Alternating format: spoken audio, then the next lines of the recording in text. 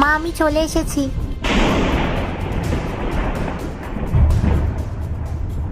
এ কি, এটা কি করলি তুই? আমি এক্ষুনি কত কষ্ট করে পুরো ঘরটা মুছলাম।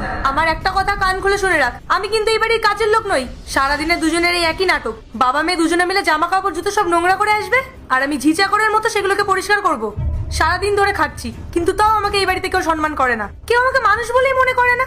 একটা কথা ভালো করে শুনে রাখ, আমি এই বাড়ির চাকরানি নই, বুঝতে পেরেছিস? দাঁড়িয়ে আছিস কেন? কথা কি কানে যাচ্ছে না? যা গিয়ে এবার নিজের এই ড্রেস আর জুতো নিজে পরিষ্কার কর।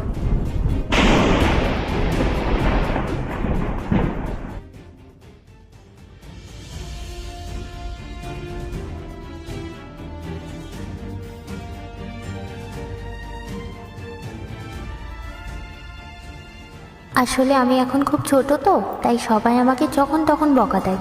যা করি তাতেই দোষ। আমি যখন বড় হয়ে যাব তখন আর কেউ আমাকে এভাবে বকতে পারবে না। আমি নিজের সব কাজ নিজেই করতে পারবো, তখন মাও আর রাগ করবে না। হে ভগবান, তুমি আমাকে প্লিজ খুব তাড়াতাড়ি বড় করে দাও। আমি আর ছোট থাকতে চাই না, আমাকে তাড়াতাড়ি বড় করে দাও।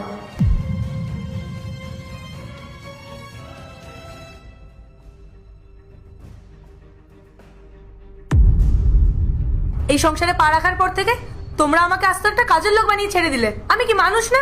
কারোর কোনো হুঁশই নেই। এই যে শোনো, এই জামাটা কি পরিষ্কার না ধুতে হবে?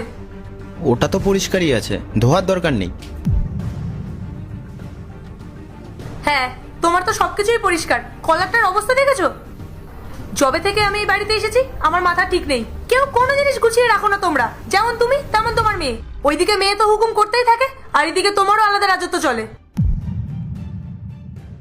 এই জামাটা কি ধুতে হবে নাকি এটাও পরিষ্কার? আসলে হ্যাঁ, ওটা ধুলে ভালো হতো। তাহলে এরকম দলা পাকিয়ে রেখেছিলে কেন? এই তো দুদিন আগে মাত্র 1 ঘন্টার জন্য পড়েছিলে এটা, তাতেই নোংরা হয়ে গেল। আসলে বিনা পয়সার কাজের লোক পেয়ে গেছো তো সবাই, তাই তোমাদের যা ইচ্ছা তোমরা তাই করো। তোমাদের তো কোনো খাটনি নেই। মায়ের আলাদা বায়না, তোমার আলাদা বায়না, আর মেয়ের তো কোনো কথাই নেই। সারাদিন আমি শুধু খেটেই যাই। ভেবেছিলাম বিয়ে করার পর জীবনটা কত সুন্দর হবে, শান্তিতে দিন কাটাবো। অথচ আমার জীবনটাই বদলে গেছে।